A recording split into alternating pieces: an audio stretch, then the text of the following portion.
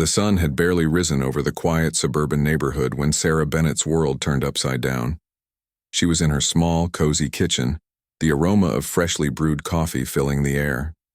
Her 6-month-old daughter, Emily, was sleeping, soundly upstairs in her crib. It was supposed to be a peaceful morning like any other, but something felt off. Sarah couldn't shake the uneasy feeling creeping into her mind. She tried to ignore it, focusing on pouring herself a cup of coffee, but then she heard it, a faint creak from upstairs.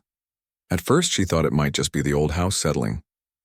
But as the seconds ticked by, the sound grew louder, more deliberate. Footsteps. Someone was moving around upstairs. Sarah froze, her heart pounding in her chest. Who could it be? She wondered, panic rising in her throat. Her hands trembled as she set the coffee mug down and called out, "Hello, is anyone there?" No answer, just silence. Then another creak, closer this time. Without thinking, Sarah grabbed the nearest thing she could find, a heavy wooden rolling pin, and crept toward the staircase. Each step she took felt like an eternity, her mind racing with terrifying possibilities. Was someone really in her house? Had they heard Emily? By the time she reached the top of the stairs, her breathing was shallow, and tears were streaming down her face. When she finally pushed open the door to Emily's nursery, the sight made her blood run cold. The crib was empty. Emily was gone. Toys lay scattered across the floor, and the window was wide open, curtains fluttering in the chilly morning breeze. Sarah's knees buckled beneath her as she dropped to the ground, screaming her daughter's name. "Emily! Emily!" Her voice echoed through the house, but there was no response. Desperation clawed at her chest as she stumbled back downstairs, fumbling for her phone. Her fingers shook so badly that she nearly dropped it twice before managing to dial 911. When the operator answered, Sarah's voice cracked under the weight of her terror. "Please help me. My baby, she's gone. Someone broke into my house and took her." The operator's calm voice instructed her to stay where she was and assured her that help was on the way. But Sarah could barely hear anything over the storm of thoughts raging in her head. As she waited for the police to arrive, Sarah paced back and forth in her living room, clutching a stuffed bunny that had been left behind in the chaos. Every second felt like an hour. What if whoever took Emily came back? What if they hurt her? Guilt washed over her. How could she have left her baby alone even for a moment? She replayed the morning in her mind, searching for answers. Had she locked the front door? Yes, she was sure of it. So how did someone get in? Outside, the once peaceful street began to buzz with activity as neighbors noticed the commotion. Some peered curiously from their windows while others gathered near the curb, whispering among themselves. No one could believe what was happening. This wasn't the kind of place where babies went missing. It was safe, quiet, normal. And yet here they all were, standing witness to a nightmare unfolding in broad daylight. When the first patrol car screeched to a halt outside her home, Sarah burst out the front door, tears streaming down her face. "Please," she begged the officers. "You have to find her. You have to bring my baby back." The officers exchanged concerned glances before stepping inside to assess the situation. Little did anyone know the truth about what happened to Emily would leave them all shaken, and not in the way they expected. The sound of sirens filled the air as multiple police cars arrived at Sarah Bennett's house, their flashing lights casting an eerie glow over the otherwise quiet neighborhood. Officers spilled out of the vehicles, their faces serious and focused. Detective Mark Harris, a seasoned investigator with sharp eyes and a calm demeanor, took charge immediately. He approached Sarah, who was standing on her porch, clutching the stuffed bunny tightly to her chest. Her face was pale, streaked with tears, and her hands trembled uncontrollably. "Ms. Bennett," Detective Harris said gently but firmly, "we're here to help. Can you walk us through exactly what happened?" Sarah nodded weakly, though her voice cracked as she began recounting the events of the morning. She described hearing the mysterious footsteps upstairs, finding the empty crib, and noticing the open window in Emily's nursery. Every word seemed to weigh heavily on her, and she frequently paused to wipe away tears or catch her breath. While Harris listened intently, other officers began securing the scene. They examined the front door for signs of forced entry but found none. The lock appeared untouched. Neighbors watched anxiously from a distance as uniformed officers combed through the house, searching for anything unusual. Some snapped photos of the nursery, while others dusted surfaces for fingerprints. The atmosphere inside the home grew tense, charged with urgency and unanswered questions. Detective Harris asked Sarah if she had seen anyone suspicious recently, or if there were any ongoing disputes that might explain why someone would target her family. Sarah hesitated before shaking her head. "No, I don't think so," she stammered. "We keep to ourselves mostly. This doesn't make sense. Why would anyone take my baby?" As the investigation continued, one of the officers spoke with a neighbor who had been outside earlier that morning. The woman mentioned seeing Sarah pacing near her car around dawn. "She looked upset about something," the neighbor recalled. "I thought maybe she was just stressed. It happens when you're raising a baby alone, but now I'm not sure." The comment caught Detective Harris's attention, and he made a mental note to ask Sarah more about it later. Meanwhile, another officer reported back after checking the security cameras mounted around the house. To everyone's surprise, the footage from the past 24 hours was missing. Either the system had malfunctioned, or someone had tampered with it. Harris frowned deeply at this revelation. No signs of forced entry, no camera footage, and a mother whose story felt incomplete. Something wasn't adding up. Back outside, the crowd of neighbors had grown larger, murmuring among themselves about the unthinkable crime unfolding in their safe little community. One elderly man shook his head sadly, saying, "I've lived here for 30 years and nothing like this has ever happened. It's terrifying." Others expressed sympathy for Sarah, though a few couldn't hide their skepticism. A young mother, holding her toddler, whispered to her husband, "Do you think she's telling the truth? What if she had something to do with it?" Inside the house, Detective Harris tried to push those doubts aside, for now, and focus on gathering facts. He asked Sarah to show him where she'd been when she heard the footsteps. She led him to the kitchen, pointing to the counter where she'd been making coffee. Her movements were slow and mechanical, as though she were reliving the moment all over again. Harris studied her carefully, noting how her gaze darted around the room, avoiding direct eye contact. "Ms. Bennett," he said softly, "I know this is hard, but we need to understand everything that happened today. Even the smallest detail could matter. Did you leave the house at all this morning?" Sarah hesitated, her lips pressing into a thin line. After a long pause, she shook her head. "No," she replied quietly. "I didn't go anywhere." But Harris noticed something, a flicker of hesitation, a brief tightening of her jaw, that made him wonder if she was holding something back. Still, he decided not to press too hard just yet. For now, they needed to focus on finding Emily. As he stepped outside to update his team, the gravity of the situation settled over him like a heavy blanket. Whoever or whatever had taken Emily had left behind almost no trace, and the longer the baby remained missing, the more desperate things became. Little did anyone know, the answers lay closer than they realized. But uncovering the truth would require peeling back layers of fear, confusion, and perhaps even deception.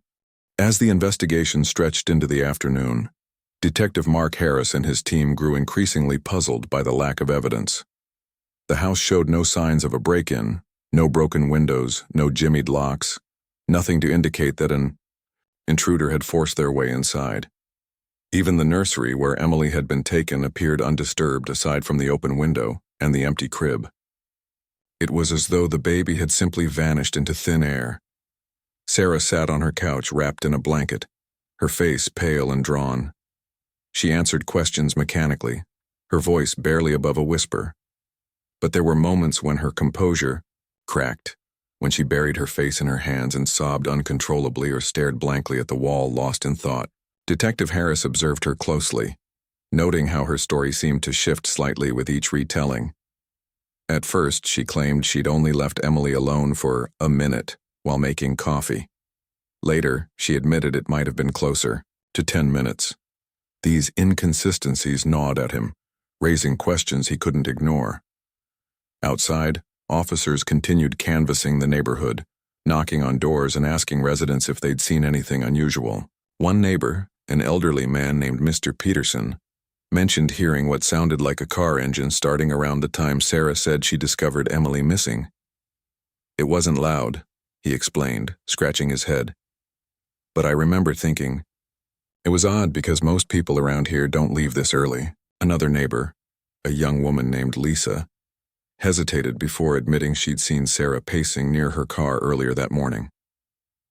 She looked upset, Lisa said carefully. I thought maybe she was arguing with someone on the phone, but I didn't see anyone else around. Detective Harris filed these details away, piecing together a timeline that didn't quite align with Sarah's account. He decided to dig deeper into her background, assigning one of his officers to review her recent activities and social media posts. What they found added another layer of complexity to the case. A week prior, Sarah had confided in a close friend about feeling overwhelmed as a single mother. I can't do this anymore, she'd reportedly said during a late-night phone call. Sometimes I wish I could just disappear. While vague, the comment raised red flags, especially given the current circumstances. Back at the house, Harris returned to the kitchen, where Sarah still sat clutching the stuffed bunny. He crouched down beside her, his tone gentle but probing. Ms. Bennett, he began, we're doing everything we can to find Emily, but we need your help. Are you absolutely sure you didn't leave the house at all this morning? Not even for a quick errand? Sarah's eyes darted toward the floor, and for a moment she seemed to shrink under his gaze. After a long pause, she shook her head again. No, she whispered. I stayed here the whole time. Her answer didn't sit right with Harris. Something about her demeanor suggested she was holding back. A flicker of guilt, perhaps, or fear. To test his theory, he asked casually, Do you mind if we take a look inside your car? Just routine procedure. Sarah stiffened visibly, her fingers tightening around the bunny. My car, she repeated, her voice wavering. Why would you need to look there? Harris shrugged, maintaining his calm demeanor. Like I said, it's standard protocol. We check everywhere just in case. Reluctantly, Sarah nodded and led them to her vehicle, parked in the driveway. As the officers inspected the interior, Harris noticed faint traces of dirt on the floor mats and a strand of fabric caught in the door hinge. It matched the pattern of Emily's blanket. His stomach tightened, but he kept his expression neutral. Inside the house, tension simmered among the officers. Some believed Sarah was hiding something critical, while others argued that her behavior could be attributed to shock and grief. Harris knew they needed concrete evidence before jumping to conclusions. Still, the discrepancies in her story, and the discovery in her car, were impossible to ignore. By evening, the search for Emily had expanded beyond the immediate neighborhood. Volunteers joined law enforcement, scouring nearby parks, wooded areas, and abandoned buildings. Flyers with Emily's picture were plastered across town, urging anyone with information to come forward. The community rallied together, united by a shared sense of urgency and dread. Yet, despite the growing effort, there was no sign of the missing baby. As darkness fell, Detective Harris stood outside Sarah's house staring at the glowing windows. Something about this case felt off, like a puzzle missing key pieces. He couldn't shake the feeling that Sarah knew more than she was letting on, and that uncovering the truth might lead them not to an abductor, but to something far more complicated. Whatever the reality was, one thing was certain. Time was running out for Emily. By the second day, the search for Emily had grown into a massive community effort. Volunteers poured in from neighboring towns, armed with flashlights, maps, and determination. Local news stations broadcast updates around the clock, pleading for anyone with information to come forward. Flyers bearing Emily's smiling face were plastered on every lamppost, bulletin board, and storefront window. The message was clear. This wasn't just a missing child case, it was a race against time. Detective Mark Harris coordinated the operation from a makeshift command center set up in the parking lot of a nearby church.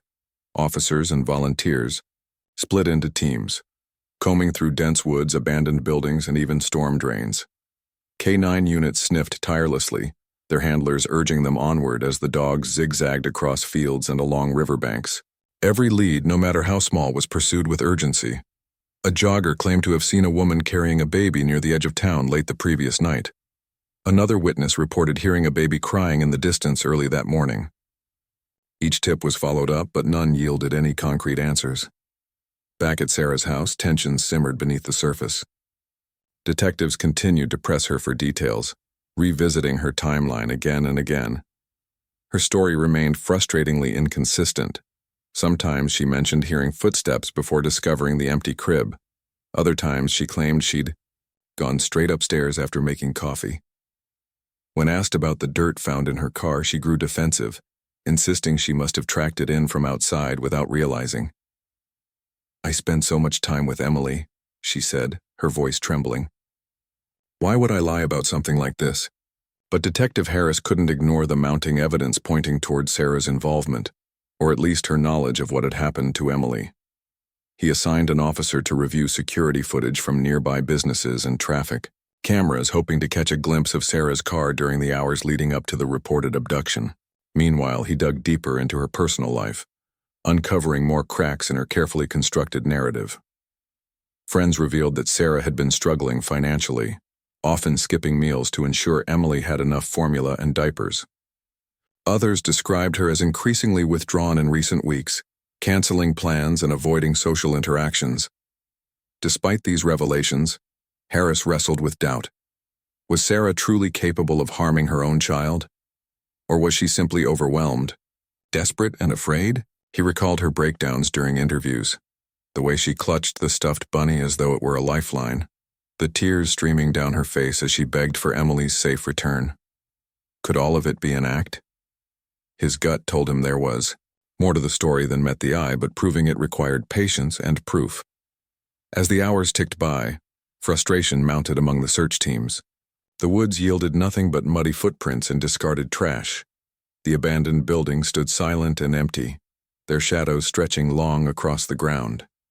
Even the K-9 units seemed to lose steam, their barks growing less frequent as the day wore on.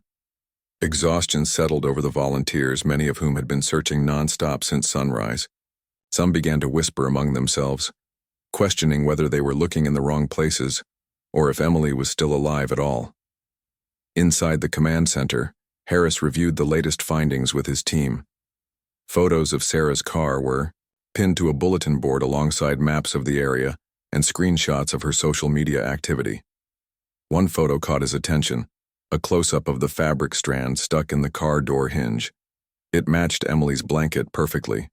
Nearby, another officer held up a report detailing tire tracks found near a secluded trailhead. They belonged to a vehicle matching the make and model of Sarah's car. Harris leaned back in his chair, rubbing his temples. The pieces were starting to fit together, but the picture they formed was unsettling. If Sarah had taken Emily somewhere, where could she have gone? And why would she stage such an elaborate ruse? As much as he wanted to believe she was innocent, the evidence pointed in only one direction. Late that evening, Harris decided to pay Sarah another visit. This time, he brought reinforcements. 2 additional detectives trained in interrogation techniques.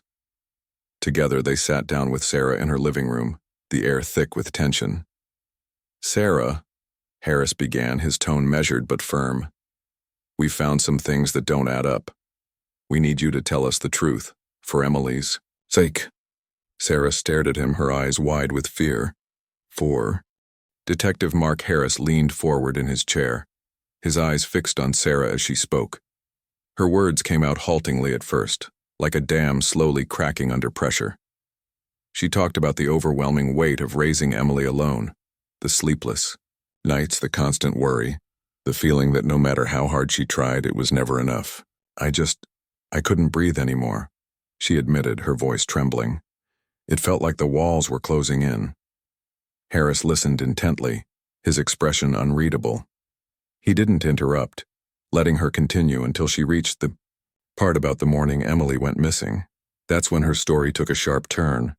With tears streaming down her face, Sarah confessed that she hadn't been entirely truthful about what happened.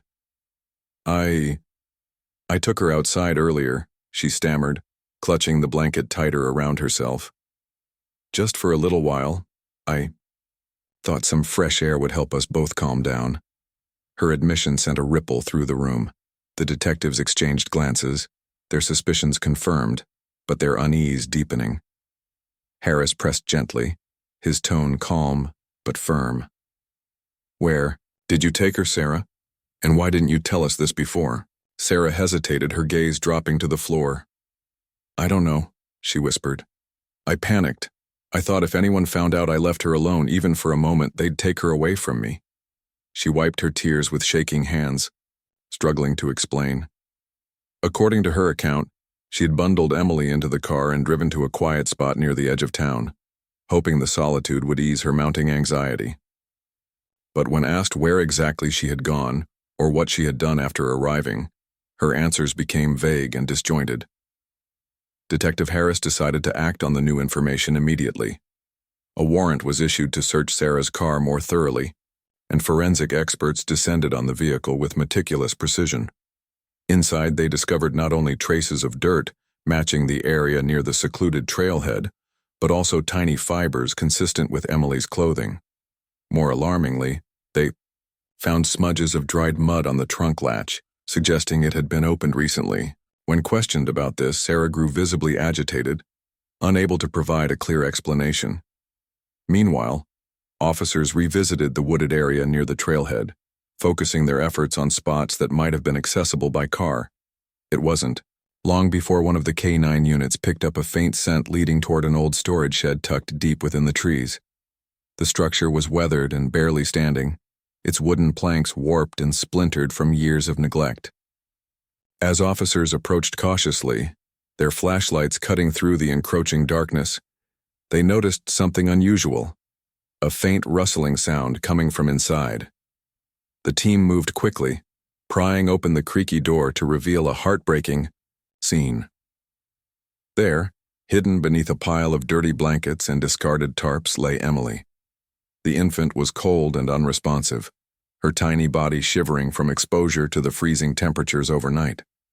Paramedics rushed to stabilize her, wrapping her in warm blankets and administering oxygen before speeding her to the nearest hospital. News of the discovery spread rapidly, leaving the community stunned and grief-stricken. Back at Sarah's house, the mood shifted dramatically. Detectives confronted her with the evidence recovered from the shed, demanding answers about why Emily had been left there. Sarah broke down completely, sobbing uncontrollably as she struggled to articulate her actions. I didn't mean to hurt her, she cried, her voice hoarse with desperation. I just needed a break. I thought I could figure things out, but then everything spiraled out of control.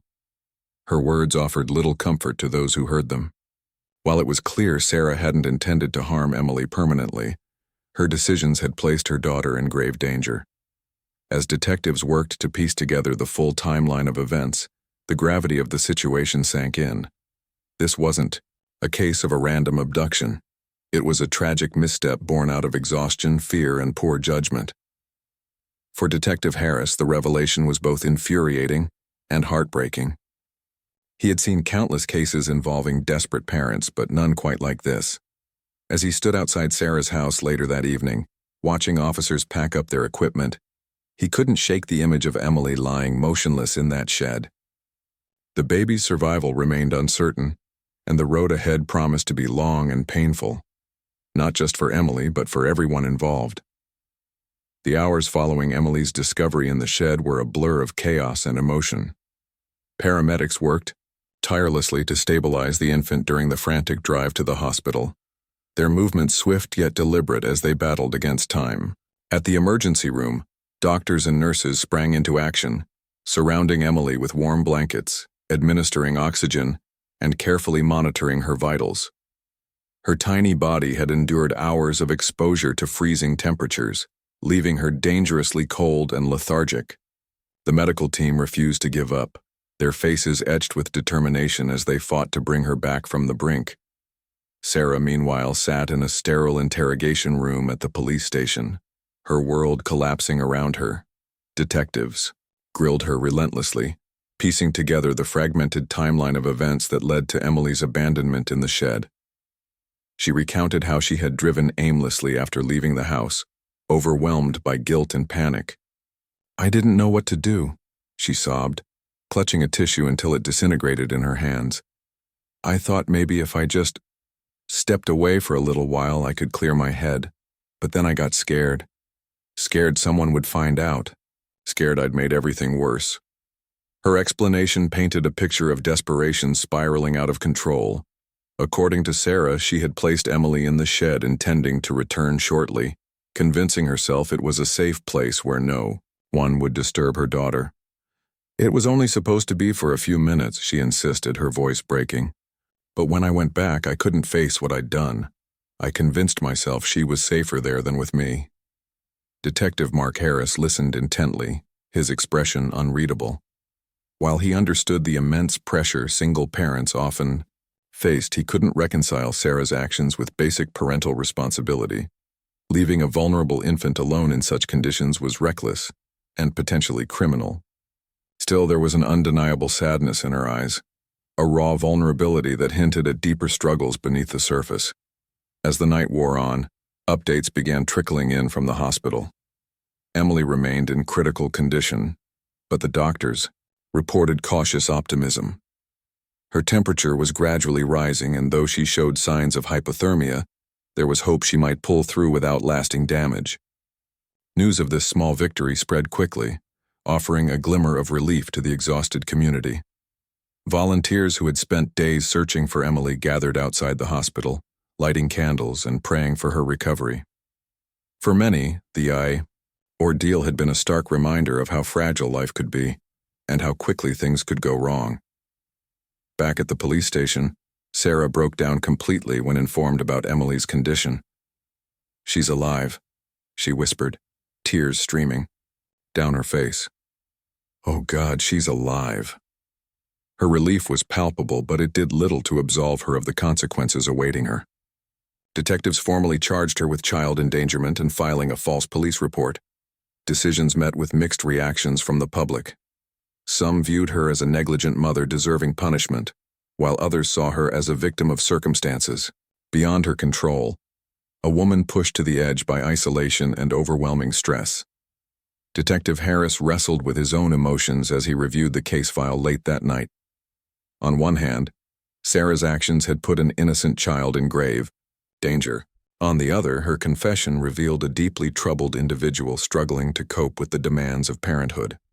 He reached out to social services, urging them to investigate whether Sarah had access to support systems or mental health resources prior to the incident.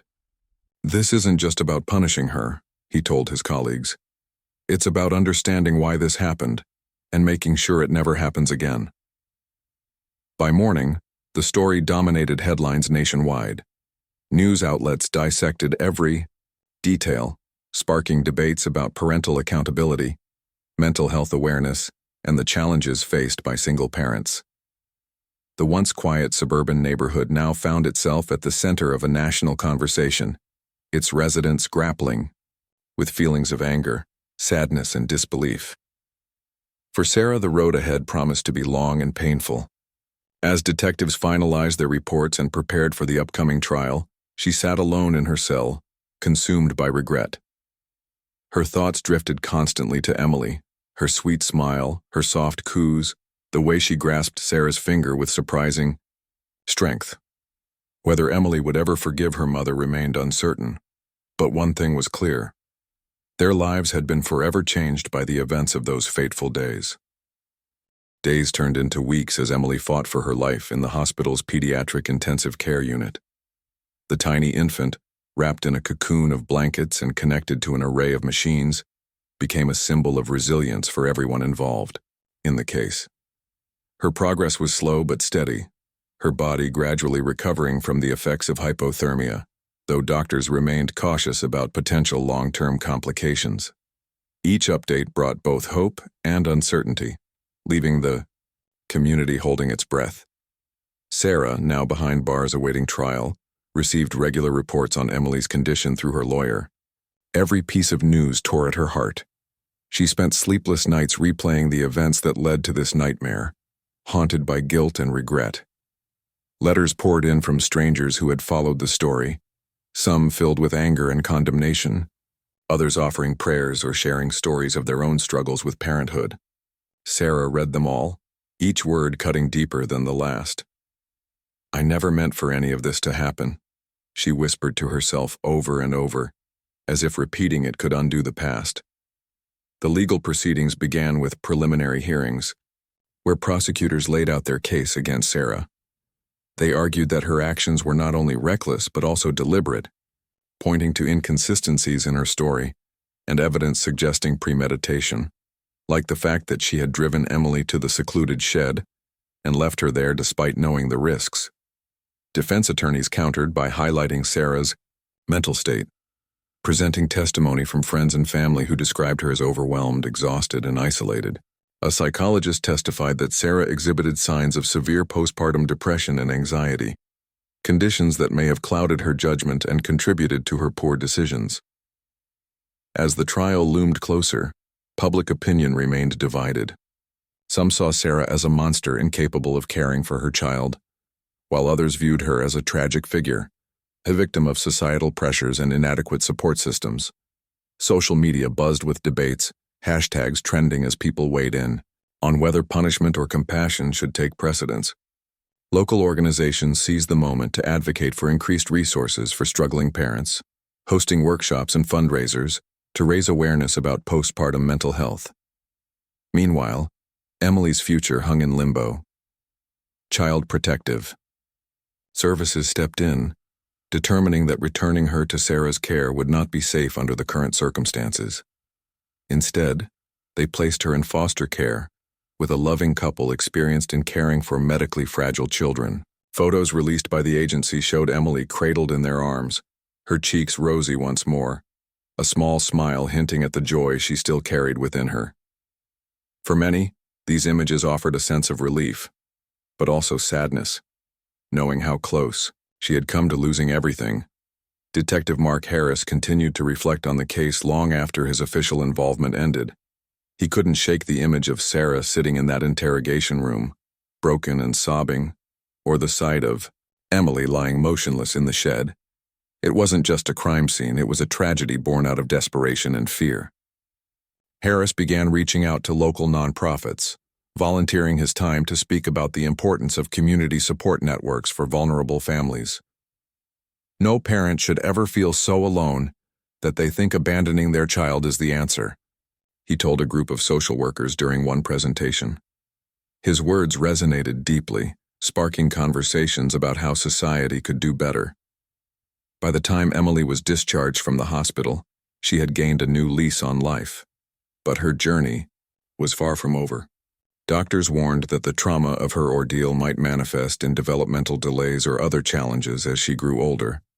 Her foster parents vowed to provide her with every opportunity to thrive, surrounding her with love and care. For Sarah, watching from afar as her daughter began healing without her was almost unbearable. During one court appearance, she broke down in tears, pleading with the judge to let her see Emily again, even just once. "She's my baby," she cried. "I made mistakes, terrible ones, but I love her more than anything." The judge listened, silently, his expression unreadable. When he finally spoke, his voice carried a weight of sorrow and resolve. "This case has shown us the devastating consequences of neglect and the urgent need for intervention when families are struggling," he said. "But it has also reminded us of the fragility of life and the responsibility we all share to protect those who cannot protect themselves." With that, the courtroom fell silent, the gravity of Emily's fate settling over everyone present. Whatever happened next, one truth remained clear. This little girl had survived against all odds, and the world owed it to her to ensure her second chance was nothing short of extraordinary.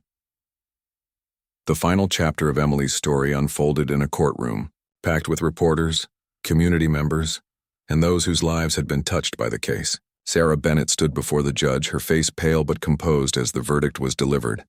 After weeks of testimony, deliberation, and emotional appeals, she was found guilty of child endangerment and filing a false police report. The judge sentenced her to several years in prison, though he emphasized that rehabilitation, not punishment, was the ultimate goal. "You are not beyond redemption," he told her firmly, "but your actions have consequences, and it is my hope that you use this time to reflect, heal, and grow." For Sarah, the sentence was both a relief and a crushing blow. She had expected worse, but knowing she would spend years away from Emily felt like a lifetime. As she was led out of the courtroom, she glanced toward the back row where a photo of Emily sat on display, a tiny reminder of what she had lost.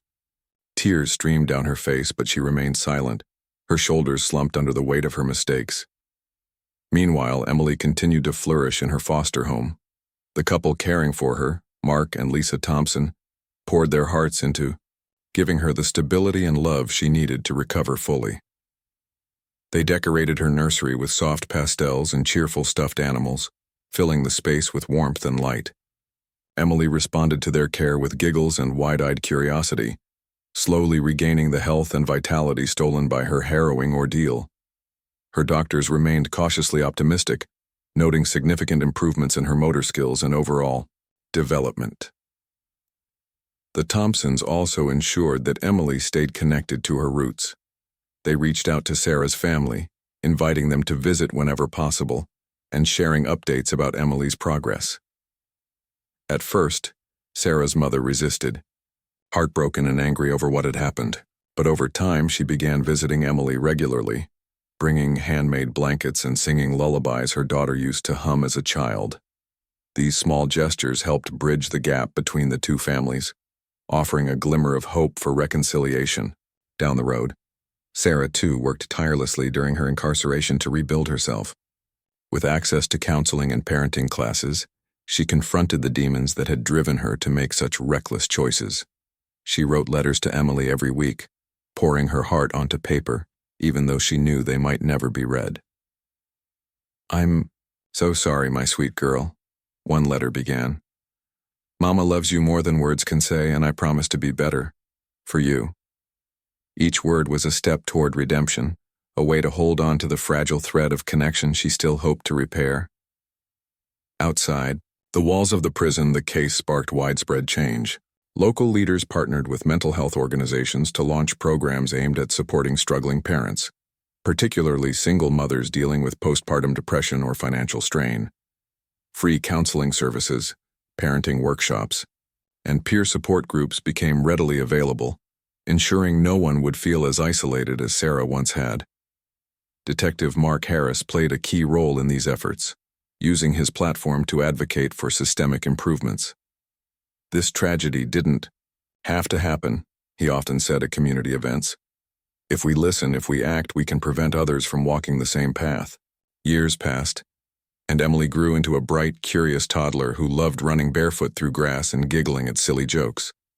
Though she didn't remember the ordeal that nearly claimed her life, its impact shaped her future in profound ways. Her foster parents adopted her officially when she turned 3, giving her a forever family filled with love and security. On adoption day, balloons floated above their backyard as friends and neighbors celebrated the new beginning. As for Sarah, her journey toward redemption was far from easy, but it wasn't without purpose. Upon her release, she dedicated herself to helping other struggling parents, volunteering at shelters and speaking openly about her experiences. Her honesty resonated with many, inspiring others to seek help instead of suffering in silence. One day she received a letter from Lisa Thompson, enclosing a recent photo of Emily playing happily in the park. In the corner of the image, Sarah noticed a familiar stuffed bunny, the same one she had clutched during those dark days. It was a quiet reminder that despite everything, some parts of her love for Emily endured. Emily's story ended not with bitterness, but with resilience, a testament to the power of second chances and the strength of a community coming together to peer.